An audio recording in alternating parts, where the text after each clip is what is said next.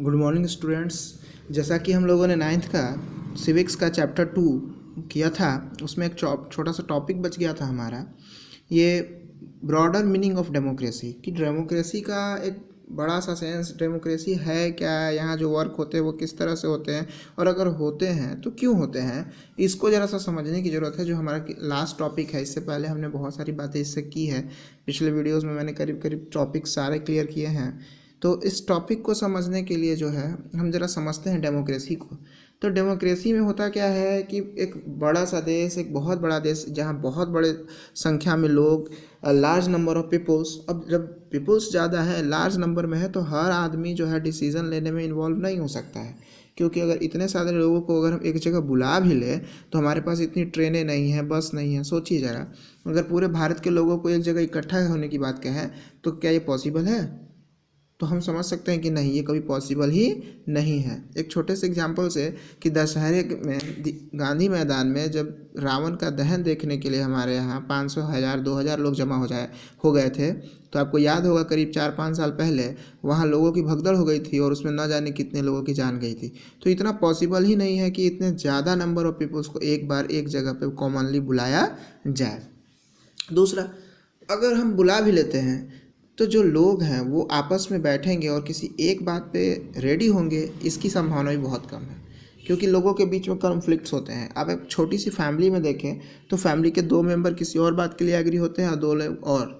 आप अपने class wise अगर बात करें तो बॉयज़ जो हैं आपस में ही ग्रुप में बढ़ जाते हैं। कोई बॉयज़ इस काम को ठीक बताते हैं, उसी काम को दूसरे ग्रुप के बच्चे गलत बताते हैं। यानी कि लोगों को एक पॉइंट पे ले आना भी एक बहुत बड़ा टास्क है, एक बहुत टिपिकल टास्क है। इसके लिए भी हमें किसी न किसी रास्ते की ज़रूरत है। तीसरा, सभी लोगों को जो है बुलाया जाए तो सभी के पास टाइम नहीं है, सबके पास अपने काम है, सबके पास जॉब है, सबको इनकम है। सभी लोग अपने जॉब को छोड़कर तो आएंगे नहीं। ऐसे में क्या होता है कि उन लोगों को बुलाना पॉसिबल होता दिखता नहीं है। लास्ट, अगर हम बात करें तो बहुत सारे लोग ऐसे भी होते हैं जिनकी ज़रूरतें कुछ अलग होती हैं या ना के बराबर होती हैं, तो उनको बहुत डिज़ायर भी नहीं है कि मैं जाऊं और डिसीज़न में पार्टिसिपेट्स करूं। वो इजी होते हैं, उनको कोई लेना देना नहीं होता कि कंट्री के साथ क्या हो रहा है, कौन से डिसीज़न लिए जा रहे हो। वो बस एक नॉर्मल सिटीज़न की तरह जिंदा रहते हैं या अपना जीवन जीते हैं। बात लास्ट है कि स्किल, कि बहुत सारे लोगों को अगर बुला भी लिया जाए, उनकी इच्छा भी है, वो आ भी गए, तो बहुतों के अंदर स्किल्स नहीं है, उस तरह का क्षमता नहीं है कि डिसीजन करेक्ट ले सके।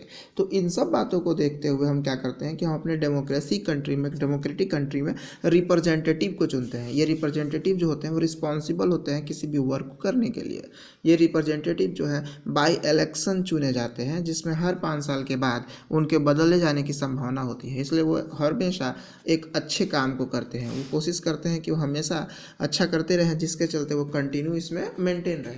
तो डेमोक्रेसी कहते किसको हैं, इसको समझते हैं कि अगर आपकी फैमिली की बात करें, कि आपके फैमिली में अगर आपकी फैमिली 5 लोगों की है, आप में से मम्मी, भाई, आपने सब ने एक प्लान बना लिया है कि इस बार जो है नानी के यहाँ जाना है, और सब लोगों का प्लान रेडी है, नानी के यहाँ बात हो गया है कि ठीक है इस बार आना है, लेकिन तभी पापा आते हैं और पापा जो है सभी के डिसीजन के अकेले एक डिसीजन लेते हैं कि नहीं, कोई कहीं नहीं जाएगा।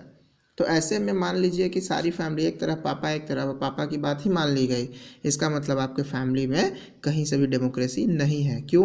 क्योंकि एक आदमी ने सभी आदमी की बातों को हटा दिया। डेमोक्रेसी हमेशा मेजॉरिटी की बात करती है कि मैक्सिमम लोग जिस तरफ होंगे उधर का डिसीजन लिया जाएगा, लेकिन आपकी फैमिली में अगर ये डिसीजन लिया गया तो यहाँ पर डेमोक्रेसी कहीं दिखती नहीं है। दूसरा केस, कि अगर आप अपने क्लास में पढ़ रहे हैं और आपको लगता है कि ये सवाल मुझे पूछना चाहिए और आपने पूछा, लेकिन आपके टीचर ने मना कर दिया, आपके टीचर ने जो है उसको बताने से मना कर दिया, तो भी आप कह सकते हैं कि आपके क्लास में जो टीचर हैं उनके सामने डेमोक्रेसी नहीं है, क्लास डेमोक्रेटिक नहीं है। क्यों? क्योंकि वहाँ पर जो आपको अधिकार है सवाल पूछने का, वो आपके अधिकार, आपके राइट्स को जो है आपको नहीं दिया जा रहा है। तो इस तरह से हम देख सकते हैं कि डेमोक्रेसी क्या होता है, कहाँ कहाँ उसके फ़ायदे हैं या कहाँ कहाँ हम इसको यूज़ कर सकते हैं। डेमोक्रेसी का मतलब कॉन्स्टिट्यूशन में लिखी बात नहीं है कि संविधान में लिख दिया गया कि डेमोक्रेटिक कंट्री। डेमोक्रेसी हर स्टेज पे है, आपके राइट्स हर समय आपके साथ हैं। अगर आपके राइट्स को यूज़ करने में आपको दिक्कत आती है या आप अपने राइट्स का इस्तेमाल नहीं कर पाते, तो समझिए कि आपके साथ डेमोक्रेसी का कोई लेना देना नहीं है। अब डेमोक्रेसी की बात कई लोगों ने अपने अपने तरीके से कहा। जैसे कि हमारे कई सारे लोग का कहना है कि अगर डेमोक्रेसी है और कंट्री में डेमोक्रेसी है तो सभी लोगों को इक्वलिटी मिलनी चाहिए और सभी लोगों को टाइम से खाना मिलना चाहिए या भूख से किसी को मरना नहीं चाहिए। ऐसा दिन कभी ना आए कंट्री में जब आपकी कंट्री में कोई ऐसा व्यक्ति हो जो भूखा सो जाए, लेकिन ये पॉसिबल नहीं दिखता है। 9th क्लास आपने पढ़ा होगा, आपको बताया गया है कि लगभग अभी भी 20 करोड़ पीपुल ऐसे हैं, 20 करोड़ लोग ऐसे हैं जो 2 टाइम का खाना नहीं खा पाते। They are those people of the country, they come under BPL and they are come in to poor section of the country. They are not able to maintain their 2 times of मील।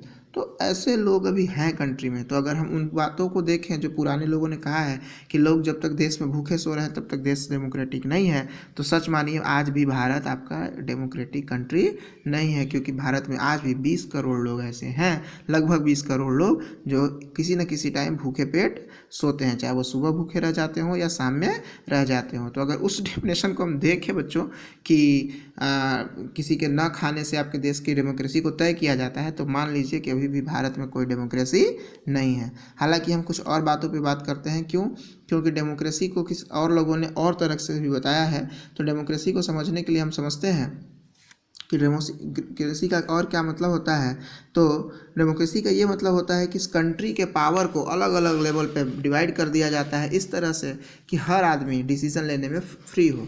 आपने पंचायती राज व्यवस्था पढ़ी है, आपने बात किया है पंचायती राज system का, आपने पढ़ा है कि आज जो है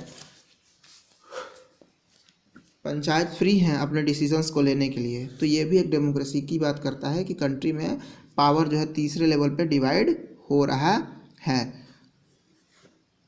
इसके बाद हमारा जो है डेमोक्रेसी इस बात पे भी निर्भर करता है कि हमारे कंट्री को स्मूथली रन कराने के लिए हमने जो है पावर्स या पावर्स ऐसे लोगों के हाथ में भी दे रखा है जो लोग अपने आप को एक कम्युनिटी मानते हैं या अपने आप को अपने रिलीजन के हिसाब से फॉलो कराते हैं। आप इस्लाम को ही ले लें, इस्लाम में बहुत सारी ऐसी बातें जो लोग हैं वो इस्लामिक रूल्स के तहत जो है करते हैं, जिसमें गवर्नमेंट का कोई इंटरफेयर नहीं है। हालांकि अब जाके गवर्नमेंट ने कुछ इंटरफेरेंस करना शुरू किया है। एक छोटा सा एग्जांपल आप देखें कि पहले मुसलमानों में 3 तलाक को जो है एक नॉर्मल बात रखा गया था, वो उनका अपना था और जितनी शादियाँ चाहे वो लगभग 2-3 शादियाँ वो जो है वो कर पाते थे। लेकिन अब जो है गवर्नमेंट ने उसको रोका है, अब इस तरह की कोई व्यवस्था नहीं है। लेकिन अगर ये व्यवस्था आई है तो इसके पहले का जो समय था उसको अगर आप देखें तो ये दिखता है कि एक ख़ास कम्युनिटी को जो है इस तरह का फ्रीडम दिया गया जिससे वो अपने आप को स्मूथली ईजिली रख सके, उनको भी एक कलेक्टिव बिलोंगिंगनेस आए, वो भी खुश रहे कि कंट्री हमारा है, कंट्री हमारे को केयर करता है। तो डेमोक्रेसी के ये सब भी मायने हैं। Thank you.